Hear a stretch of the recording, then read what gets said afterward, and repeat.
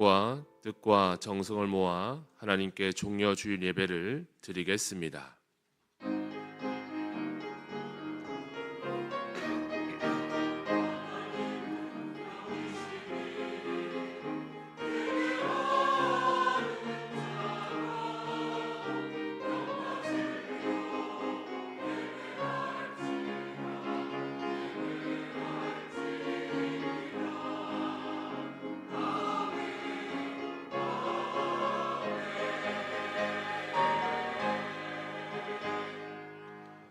시온에 따라 크게 기뻐할지어다. 예루살렘에 따라 즐거이 부를지어다. 보라, 내 왕이 내게 임하시나니 그는 공의로우시며 구원을 베푸시며 겸손하여서 나귀를 타시나니 나귀의 작은 것 곧 나귀 새끼니라. 호산나, 다윗의 자손으로 오시는 이여, 만왕의 왕이 되사 예루살렘에 입성하시는 주님을 찬양합니다. 백성들이 겉옷을 벗어 예수님께서 가시는 길에 깔아드렸던 것과 같이 저희도 우리에게 있는 모든 것을 봉헌하고 헌신하여 주님의 가시는 길을 열어드립니다. 고난을 당할 것을 분명히 하셨으면서도 십자가를 향해 용감하게 나아가시던 예수님을 따라 저희도 진리와 순종과 헌신의 길을 걸어가게 하옵소서. 예수 그리스도의 이름으로 기원하옵나이다. 아멘. 다 같이 자리에서 일어나셔서 찬송가 141장 찬양하시겠습니다.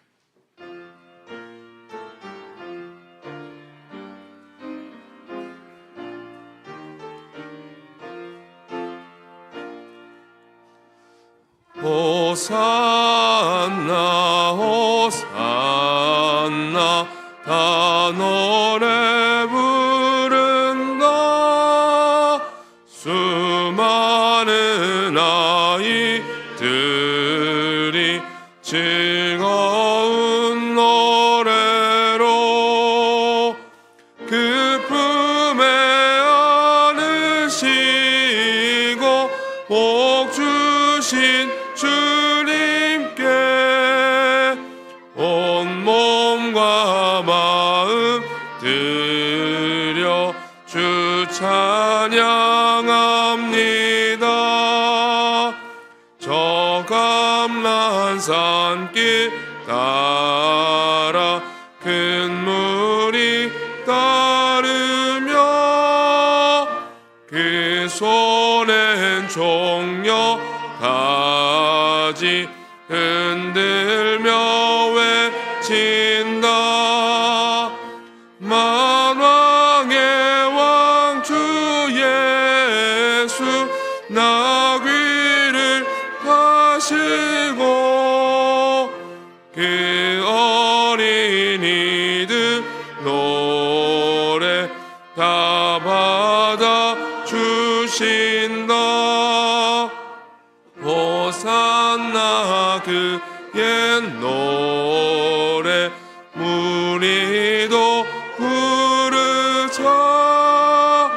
주 예수 우리 구주 우리의 전능왕 온 몸과 마음 다해 목소리 높여서 영원히 기쁜 노래 주 앞에 드리자.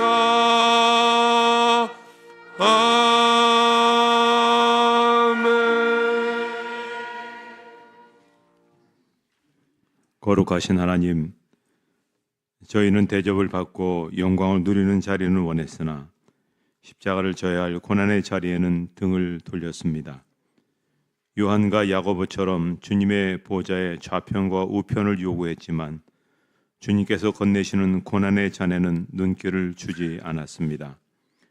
겟세마네 제자들처럼 주님 곁에 머물러 기도해야 될 때 잠을 잤으며 박해가 두려울 때면 베드로처럼 예수가 누구인지 모른다며 부인할 때도 있었습니다. 우리의 연약함과 죄를 불쌍히 여겨 주시옵소서. 이제는 하나님과 우리만이 아는 죄를 계속해서 참회하며 고백합니다.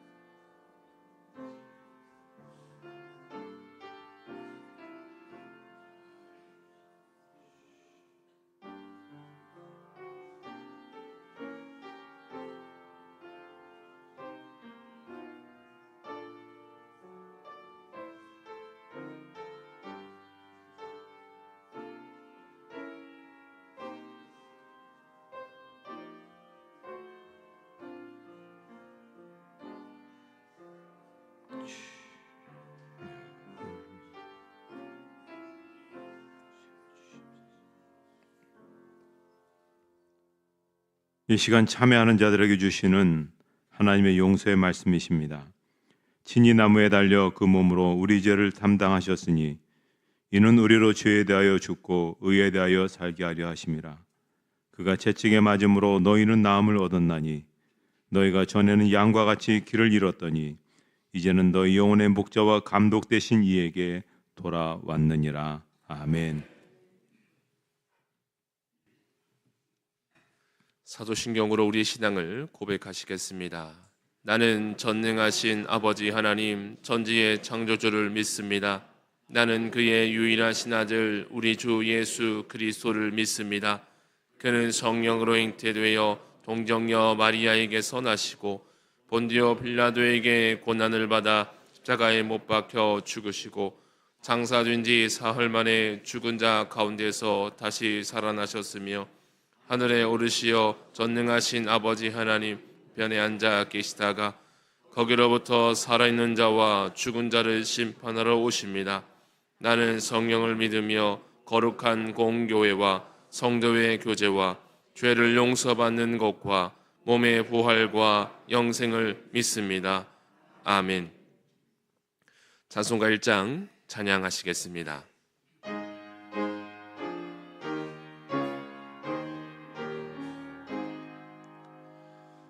만복의 근원 하나님 온 백성 찬송 드리고 저 천사여 찬송하세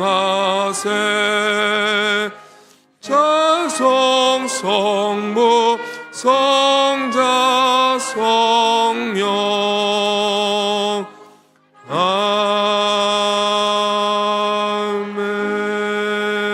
아멘. 자리에 앉으신 후에 교독문 129번 종려주일 말씀 교독하시겠습니다.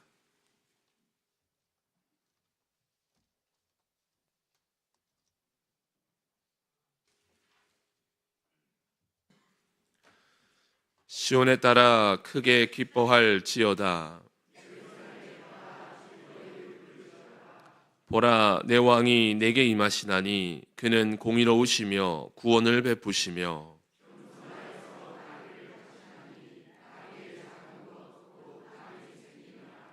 내가 에브라임의 병거와 예루살렘의 말을 끊겠고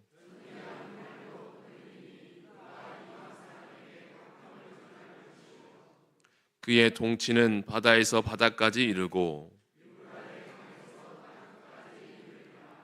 앞에서 가고 뒤에서 따르는 무리가 소리 높여 이르되 주의 이름으로 오시는 이여 가장 높은 곳에서 호산나 하더라. 아멘. 김일근 장로님께서 기도 인도하시겠습니다.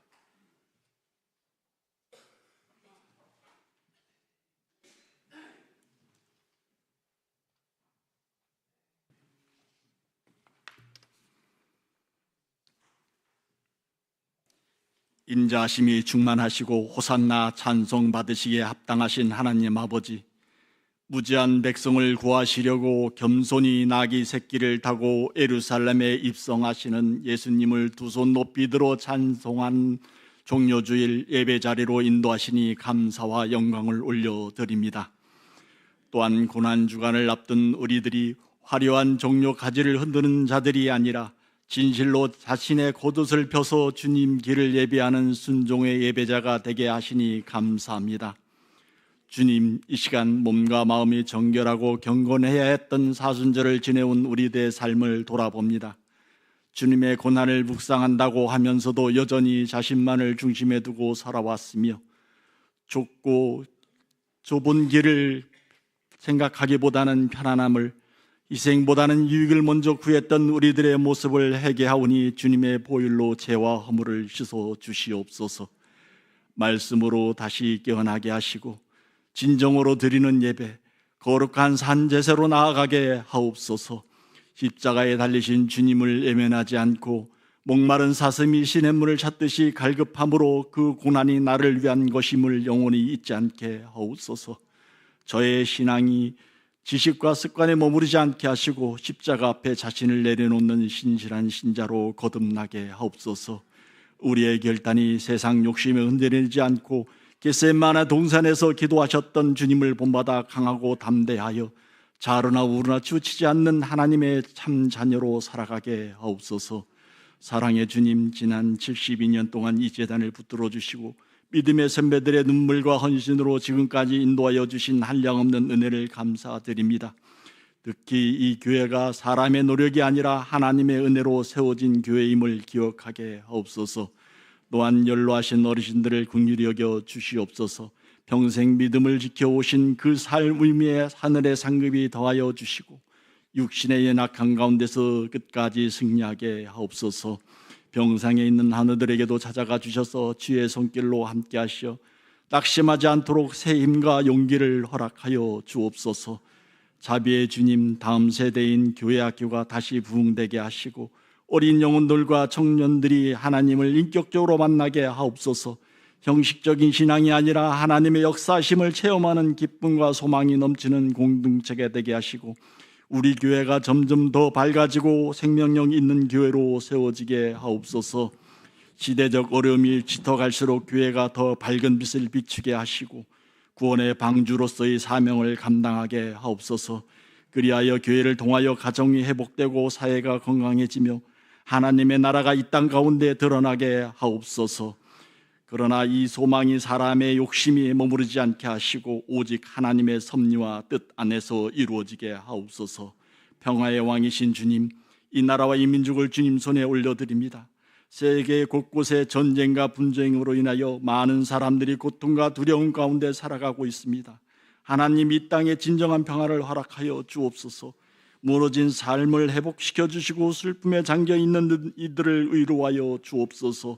우리나라도 주님이 붙들어 주셔서 유동치는 세계 경제 위기를 불안과 염려 속에 머무르지 않게 하시고 보다 안정되고 회복의 길로 나아가게 하옵소서. 경제적 어려움 가운데 있는 가정과 일터를 이끌어가는 많은 이들에게 필요한 능력과 지혜를 허락하여 주옵소서.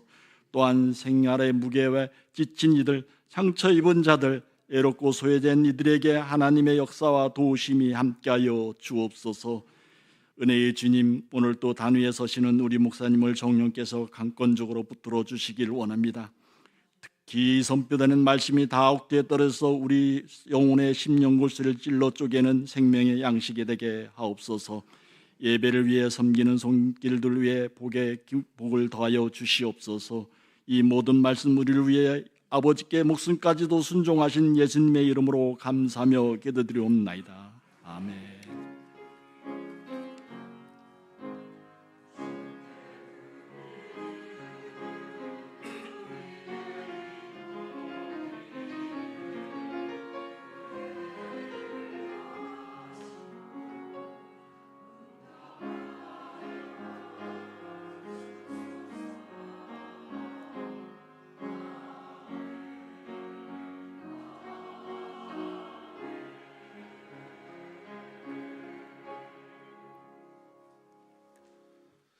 오늘 우리에게 주시는 하나님의 말씀은 신약성경 요한복음 12장 15절의 말씀입니다. 요한복음 12장 15절의 말씀, 신약성경 167쪽에 있습니다. 하나님의 말씀을 봉독하겠습니다. 이는 기록된 바 시온 딸아 두려워하지 말라. 보라, 너희 왕이 나귀 새끼를 타고 오신다 함과 같더라. 아멘. 할렐루야. 찬양대의 찬양이 있은 후 담임 목사님께서 종려주일의 시선이라는 제목으로 말씀 선포해 주시겠습니다.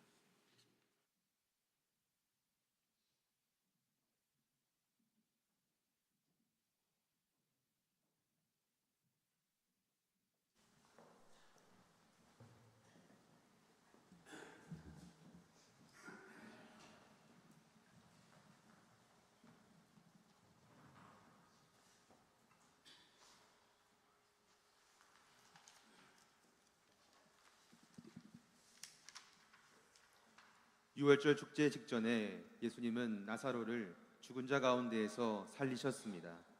많은 사람이 이 기적을 증거했고 주님을 믿노라 공언했습니다. 예수님께서 예루살렘에 나귀를 타고 입성하시자 그들은 축제에 모인 무리와 합류하여 믿음대로 증거하며 외쳤습니다.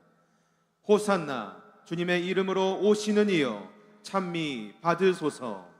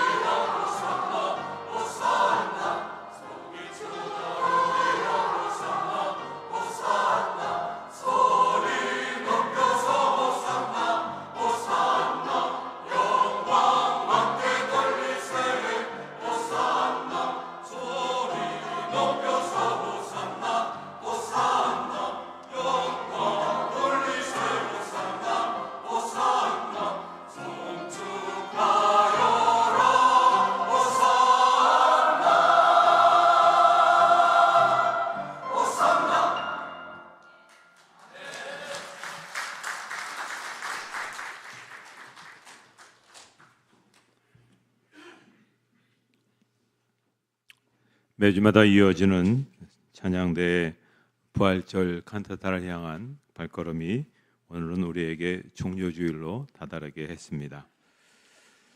지금 시기적으로 우리가 봄을 맞이해서 이쪽 저쪽에서 생명의 기적이 도처에서 나타나고 있는 것을 보게 됩니다. 그래서 삶의 속도를 좀 줄이고 가만히 멈춰 그 생명의 신비를 깊이 체험하고 싶지만 세상은 그렇게 한가함을 허락하지 않습니다. 알베르 까미가 1957년 노벨 문학상 수상 직후에 스웨덴 웁살라 대학교 강연에서 예술가와 그의 시대에 남긴 그런 강연에 남겨진 아주 유명한 구절이 이렇습니다. 동양의 한 현자는 흥미로운 시대에 살지 않도록 자기를 구원해 달라고 신께 기도했다. 우리는 현명하지 못하므로 신께서는 우리를 구원해 주지 않았고 그래서 우리는 흥미로운 시대에 살고 있는 것이다. 까메 한 얘기는 오늘 우리가 살고 있는 이 시대가 대단히 흥미로운 시대다. 그렇게 얘기했습니다. 그렇지만 사실은 오늘 우리 시대는 그것과 달리 한치 앞도 내다보기 어려운 그런 시대를 우리가 살고 있습니다. 절망, 냉소, 폭력, 갈등, 공포, 전쟁 등 우리의 의식을 옥죄고 있는 겁니다. 과연 이 시대가 희망이 있는 것일까 한번 생각해 봅니다. 영국의 경제학자인 애덤 스미스가 도덕 감정론이라는 책에서 인간이 아무리 이기적인 존재라 하더라도 그 천성에는 분명히 이와 상반되는 몇 가지가 존재한다라고 말합니다. 이 천성으로 인해 인간의 타인의 운명에 관심을 가지게 되며 단지 그것을 바라보는 즐거움 밖에는 아무것도 얻을 수 없다고 하더라도 타인의 행복을 필요로 한다라고 했습니다. 그러니까 그는 사회의 구성원들이 사랑과 감사, 우정과 존경의 마음으로 각자에게 필요한 도움을 제공하게 되면 행복을 누릴 수 있는 사회를 만들어 갈 수 있다. 그렇게 이야기했습니다. 하지만 이 시대는 우리에게서 그런 마음들을 자꾸만 빼앗아가는 일들이 일어나고 있습니다. 그래서 오늘 우리가 저항해야 되는 것은 바로 우리의 마음을 빼앗아가는 그런 시대 정신들을 우리가 물리치고 서로 협력해서 또 서로 잘 세워가는 그러한 지구촌과 그런 공동체들을 세워야 한다고 하는 것입니다. 오늘은 종려 주일입니다. 팜 선데이라고 하죠. 예수님께서 십자가에 못 박히시기 전에 예루살렘에 입성하실 때 군중들이 자기들의 겉옷을 길게 펴고 종려나무 가지를 베어 펴면서 호산나 찬송하리로다 주의 이름으로 오시는 이 곧 이스라엘의 왕이시여 라고 환영한 것을 기념하는 그러한 주일입니다. 교회 역사 속에서 보면 이 종려주일은 행렬이 있었습니다. 그 전통이 언제부터 있었는가를 잘 모르는데 기록된 것에 의하면 4세기, 지금부터 1600년 전 예루살렘 교회로 거슬러 올라갑니다. 당시 서유럽 출신의 여성 순례자인 에게리아가 예루살렘을 성지를 순례하고 기록에 남긴 것에 보면 당시 예루살렘의 그리스도인들은 감람산에 모여서 주교가 나귀를 타고 예루살렘에 입성하는 것을 지켜본 후에 종려나무 가지와 올리브 가지를 들고 호산나를 외치며 그 뒤를 따랐다고 합니다. 그리고 지금까지 2000년이 지난 지금까지 이스라엘에 가면 저렇게 종려주일 행사가 벌어지곤 합니다. 이 종려주일 행렬은 중세 시대에 이르러 서방교회와 동방교회 모두에서 중요한 예배 의식으로 자리를 잡게 됩니다. 로마 가톨릭, 동방 정교회, 성공회, 루터교 등 예배적 전통이 강한 교회들은 이 예배를 장엄하게 지켜왔습니다. 그래서 그것을 계속 이어받은 유럽의 교회들을 보게 되면 이 종려주일은 좀 특별합니다. 먼저 교회당에 들어오지 않습니다. 다들 종려 예배 시작 전에 교회당 밖에 있습니다. 예수님께서 예루살렘 외곽에서 입성을 준비하는 것을 상징적인 것으로 그렇게 하는 것이죠. 그리고 예배 전 교인들은 교회 건물에 들어오지 않고 마당에서 기다리다가 예배 시작을 알리는 집례자의 신호가 떨어지면 그때 이제 교회 문이 열리고 한 목소리로 찬송을 부르며 예배당 안으로 들어가 종려주일 예배를 진행하고 있다는 것입니다. 이것이 교회가 2000년 역사 속에서 끊임없이 이어온 그런 모습입니다. 신약 성경에서 예수님의 생애를 다룬 복음서를 우리가 마태, 마가, 누가, 요한 네 복음서를 얘기하고 있죠. 그런데 그 복음서들이 모두 예수님께서 예루살렘에 입성하는 장면을 다 소개하고 있습니다. 하지만 요한복음을 제외한 나머지 세 복음서에는 종려나무 가지라는 말이 등장하지가 않습니다. 유일하게 요한복음에만 종려나무 가지가 등장하고 있습니다. 다른 세 복음서에는 그냥 나뭇가지 이렇게 기록되어 있습니다. 그러니까 요한복음에 이 기록이 없었다면 우리는 오늘을 종려주일이라고 부르지 못할 것입니다. 그렇다면 종려주일이기 때문에 종려나무 가지를 흔들면서 예수님의 입성을 기념하는 것이 과연 진정으로 예수님의 십자가에 동참하는 사람으로서 본받아야 될 행동일까? 왜 우리는 종려주일을 지킬 것인가? 종려주일의 의미는 무엇일까를 생각해 보셔야 됩니다. 넓은 의미에서 종려나무는 십자가의 영광을 향한 예루살렘 입성이다라고 해석합니다. 하지만 냉정하게 한번 보십시오. 당시 군중들이 흔들었던 종려나무 가지의 그 의미가 무엇입니까? 예수님을 영광의 왕으로 맞이하려는 자세라기보다는 정치적인 메시아, 위대한 왕을 꿈꾸는 그러한 외침과 행렬이었습니다. 자, 성경에서 이스라엘 백성들이 가지고 있는 이 종려나무에 대한 의식을 한번 우리가 생각해 보셔야 됩니다. 저 그림에 있는 종려나무는 의인과 다산을 상징합니다. 하늘로 곧게 뻗어 있는 종려나무의 모습이 마치 하나님에 대한 올바른 마음가짐을 보여주는 의인처럼 보였기 때문에 종려나무를 의인이라 생각해서 시편 92편 12절에 보면 의인은 종려나무같이 번성하며 이렇게 말씀합니다. 그리고 종려나무에서 주렁주렁 열리는 열매는 유대인들에게 여인의 최고의 축복인 다산을 축복하고 있는 겁니다. 또 종려나무는 불사조를 뜻합니다. 종려나무는 놀랍게도 다 베고 남은 그루터기, 그것도 불로 태워버리면 그냥 없어질 것 같은데 그 다음에 보면 거기서 다시 싹이 자고 자란다는 것이죠. 이러한 종려나무의 특징 때문에 유대인들에게 있어서 의식은 뭐냐면 종려나무는 승리다 이렇게 생각합니다. 그래서 로마의 압제를 받으며 로마에 대항한 유대인들의 민족주의를 상징하는 그런 나무가 되었습니다. 그래서 이 나무를 흔든다는 것은 단순한 의미가 아닙니다. 우리가 일제강점기 때 태극기를 흔들며 대한독립 만세를 외친 것과 똑같은 의미인 것입니다. 굉장히 여기에는 어떤 혁명적인 그런 의미가 담겨져 있는 것이죠. 그래서 자, 이제 어떤 사람이 먼저 종려가지를 들고 예수님을 향해 요한복음 12장 13절을 외치는데 우리 한번 같이 읽도록 하겠습니다.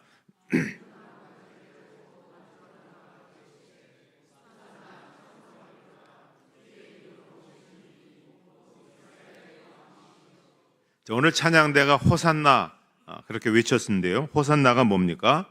우리를 구원하여 주십시오. 사람들은 예수님을 통해 이 지긋지긋한 옛 세상이 끝나고 새로운 세상이 열리기를 고대했습니다. 길고 긴 로마의 압제와 식민 생활에 지친 사람들, 천대받고 억압받고 착취당하여 만신창이가 된 사람들, 그들은 이 더러운 세상이 뒤집혀지기를 간절히 원했던 것입니다. 그래서 메시아가 오시고 메시아가 이 땅을 다스려 주기를 바랬던 겁니다. 사람들은 자기 듣고 싶은 말만 듣는다고 합니다. 오늘 여러분이 설교를 들어도 내 귀에 듣고 싶은 말만 듣는 경향이 많습니다. 그러니까 예수님께서 그동안 아무리 섬겨라, 사랑하라, 겸손해라, 품어라 그렇게 가르쳐도 예수님이 정치적으로 로마의 식민지에서 자기들을 해방시킬 메시아라고 굳게 믿고 있었습니다. 이분이 오시면 우리의 경제 문제를 해결해 주시고 정치 문제를 해결해 주시고 또 국제의 이 복잡한 역학관계 해결해 주는 위대한 왕이 될 것이다. 그러한 생각이 최고조로 달하는 그 시점에 예수님께서 예루살렘에 입성을 하신 겁니다. 그러니 사람들은 어떤 마음을 갖고 예수님을 바라보겠습니까? 그런데 백성들의 기대와는 정반대로 예수님은 죽으러 간다라고 말씀하고 있는 겁니다. 심지어 3년 동안 예수님과 생사고락을 같이 했던 제자들도 정신 못 차립니다. 이제 예수님이 큰 자리에 오르시는구나. 대권을 갖고 계시는구나. 나는 이제 어떠한 자리를 차지해야지. 나는 예수님께서 주신 논공행상에 따라서 어떤 부분을 차지해야지. 거기에 다 들떠 있었습니다. 그 순간에 예수님께서 적토마를 타시지 않았습니다. 뭘 타셨습니까? 나귀 새끼를 타셨습니다. 요한복음 12장 14절에 예수는 한 어린 나귀를 보고 타시니, 어떻게 보면 예수님의 예루살렘 입성의 순간에 예수님의 심정을 가장 잘 표현하는 단어가 뭐냐면 종려나무가 아니라 나귀 새끼라는 단어입니다. 그래서 예수님의 예루살렘 입성을 허황된 정치적인 승리로 착각할 수 있는 종려주일이라는 말보다는 공의로우며 구원을 베풀며 겸손한 메시아를 상징하는 나귀 새끼 주일, 이것이 오늘 이 주일에 어울리는 단어다라고 볼 수가 있습니다. 구약의 예언자인 스가랴서가 없었다면 이러한 예수님의 모습은 많은 사람들의 비웃음을 살 수도 있을 것이었습니다. 그런데 이미 스가랴 9장 9절에서 메시아가 어떻게 등장한다는 것을 예언하고 있습니다. 그 예언의 말씀을 읽도록 하겠습니다.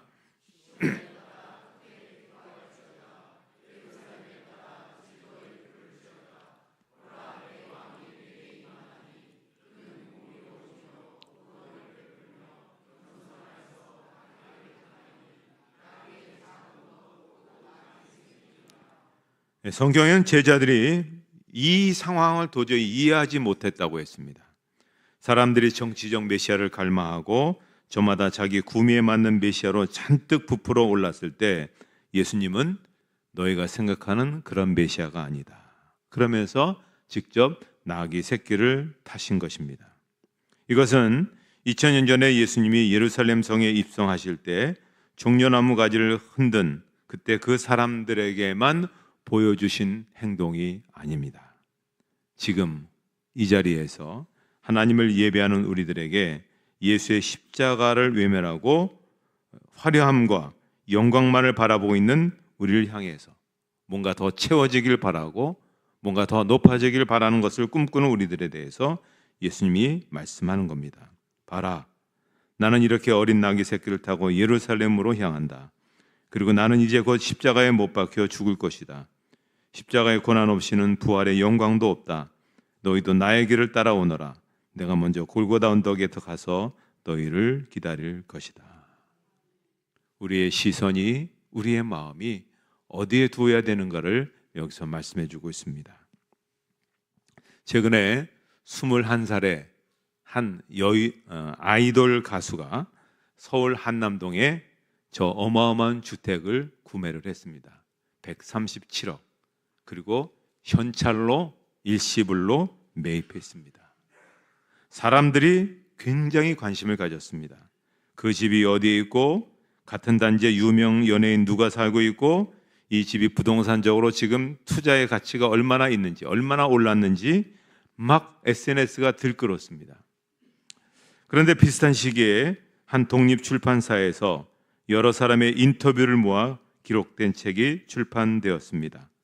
인터뷰한 사람들은 청년들과 막 가족을 이룬 젊은 부부들이었는데요. 이들의 특징은 전세 사기를 당한 피해자들이었습니다. 책 제목도 아주 아프게 스윗 홈이라고 정했습니다. 저 책에서 인터뷰한 청년 가운데 92년생 박혜빈 씨는 대학을 졸업하고 직장을 다니기 위해 도시로 나옵니다. 1.5평짜리 룸 전셋집을 얻기 위해 9천만 원 대출을 받았습니다. 근데 그 돈을 모두 잊어버렸습니다. 잃어버린 거죠. 그녀가 이렇게 말합니다. 현실이 너무 비현실적이니까 처음에 믿기질 않았어요. 뭐랄까, 전세 사기 알자마였던 10월로 11월은 인생이라는 게 없었던 느낌이에요. 계속 우울하고 침묵하는 것 같았거든요. 입으로 들어가는 음식조차 사치로 느껴져서 밥을 못 먹으니까 출근해서도 굶고 잠도 안 오고 울기만 하고 한 달 만에 7kg가 빠지더라고요. 갑상선 기능 저항증이 왔어요. 저는 이 책에서 현실이 너무 비현실적이라 믿기지 않는다, 이 말이 마음에 와닿았습니다. 20대 청년이 사회에 나오자마자 사기를 당하고 집을 잃은 사건도 비현실적입니다. 그런데 같은 20대 청년이 137억 원 집을 현찰 일시불로 샀다는 소식도 비현실적이죠. 우리는 동시대, 이 두 청년이 살고 있는 이 시대에 같이 살아가고 있습니다.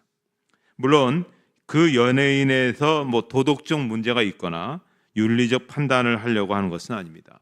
자기가 열심히 벌어서 자기 재능과 능력으로 결실을 얻어서 자기가 샀으니 거기에 대해서 비난하고 싶은 마음 전혀 없습니다.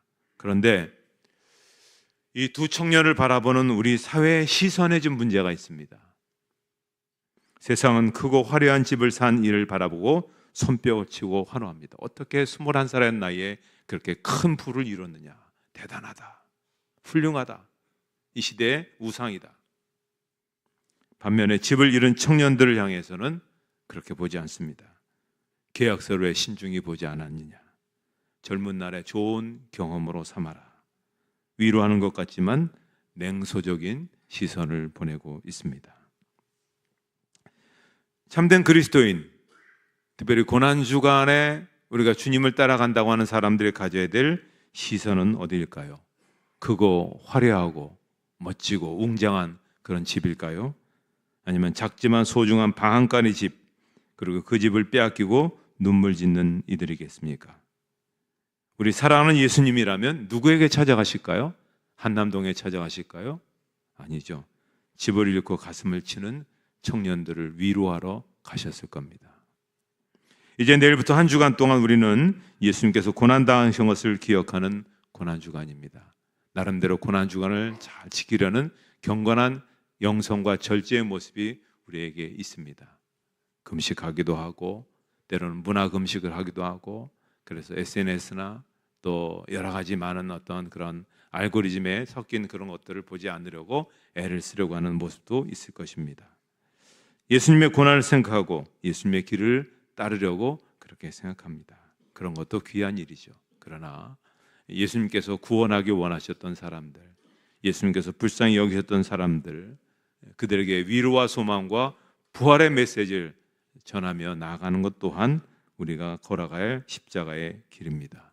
이 한 주간 여러분에게 주어진 믿음의 부담답게 그렇게 십자가의 길을 잘 걸어갈 수 있는, 고난의 시선을 잘 집중시키며 살아갈 수 있는 그런 삶이 되시기를 주님의 이름으로 축복합니다. 하나님 아버지, 감사합니다. 이 고난의 주간에 주님, 저희들이 일상적이고 또 구태의연한 모습으로 주님 앞에 나오는 것이 아니라 이 시대에 필요한 주님의 방법으로, 이 시대에 꼭 필요한 주님의 그러한 모습으로 오늘 이 세상을 향하여서 주님의 길을 걸어가는 저희들 되게 해 주시옵소서. 주님, 우리로 말미암아 주님을 발견하고 우리로 말미암아 주님을 찾게 되는 이들이 있어질 수 있도록 은혜 더해 주시옵소서. 예수님의 이름으로 기도하옵나이다. 아멘.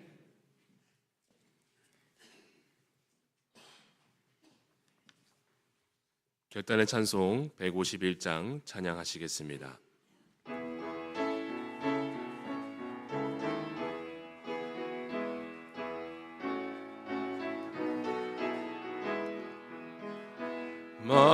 만왕의 왕 내 주께서 왜 고초당했나. 이 벌레 같은 날 위해 그 보혈을 흘렸네.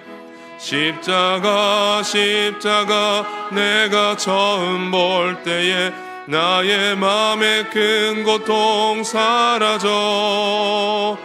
오늘 믿고서 내 눈 밝았네. 참 내 기쁨 영원하도다. 주 십자가 못 박힘은 속죄함 아닌가. 그 긍휼함과 그 은혜 말할 수 없도다. 십자가 내가 처음 볼 때에 나의 맘의 큰 고통 사라져. 오늘 믿고서 내 눈 밝았네. 참 내 기쁨 영원하도다. 늘 울어도 그 은혜 다 갚을 수 없네. 나 주님께 몸 바쳐서 주의 이름 쓰리. 십자가 내가 처음 볼 때에 나의 맘의 큰 고통 사라져. 오늘 믿고서 내 눈 밝았네. 참 내 기쁨 영원하도다. 찬송 51장 1절 찬송하며 봉헌하겠습니다.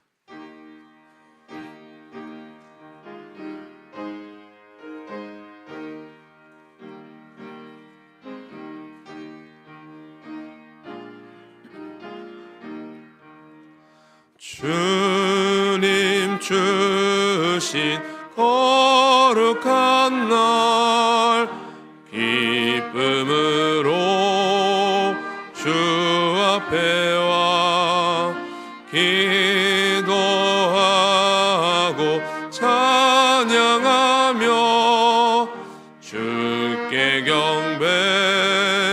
드립니다. 내게 주신 귀한 물질 하나님께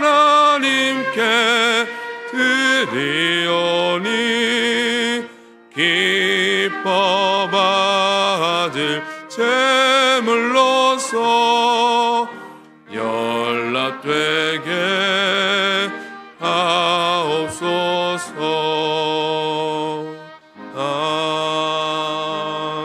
아멘.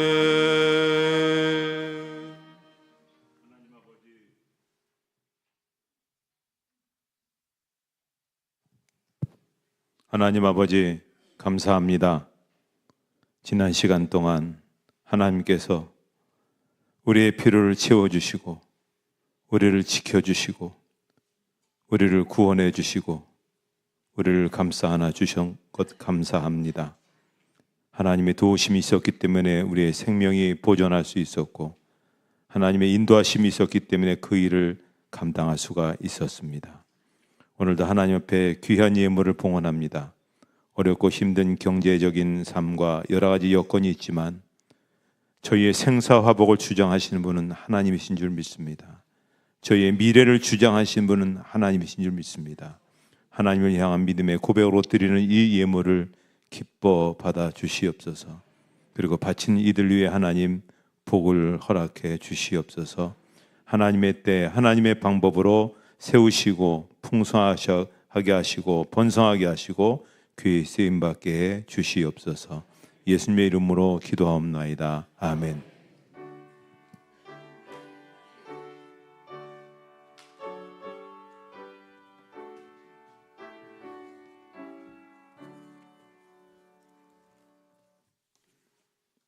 교회에서 오신 말씀드리겠습니다. 먼저 우리 교회에 등록하신 분들 한 가족이 다 등록하셨는데요. 임성숙, 권혜집, 권혜민, 이요한 이렇게 잠깐 일어나 주시면 고맙겠습니다. 우리 박수로 환영하시도록 하겠습니다. 고맙습니다.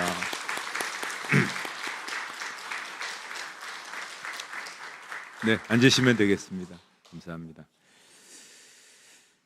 주보를 보시면요, 교회력으로 오늘이 종료 주일이고 이번 주가 고난주가 아니고 다음 주가 부활 주일입니다. 그래서 여러 가지 행사들이 있게 되는데요. 오늘 오후 예배는 종료 주일로 우리가 좀 더 같이 말씀 안에서 우리가 생각하는 시간을 갖겠고요. 수요 예배는 십자가에 대해서 좀 더 묵상하는 시간을 갖겠습니다. 또 새벽 기도회는 우리가 한 주 동안 우리가 좀 그 어느 때보다도 더 깊이 있게 한번 같이 말씀 안에서 생각해보고 기도하는 시간들을 갖겠습니다. 2부 예배 후에 정기당에 있습니다. 찬양 예배 후에는 부활절을 대비해서 교회 대청소 있습니다. 이렇게 준비해 주시기 바랍니다. 다른 사항들은 주보를 참조해 주시고 이제 다 같이 일어나셔서 우리 주변에 있는 분들과 함께 같이 인사하시도록 하겠습니다.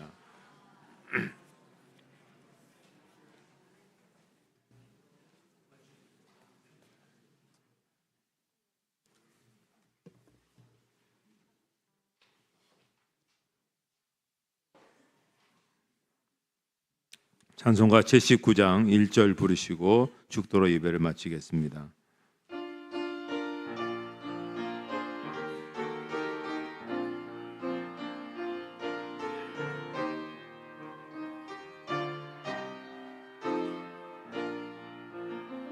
주 하나님 지으신 모든 세계 내 마음속에 그리워볼 때 하늘의 별 울려 퍼지는 내 손 주님의 권능 우주에 찾네. 주님의 높고 위대하심은 내 영혼이 찬양하네. 주님의 높고 위대하심은 내 영혼이 찬양하네.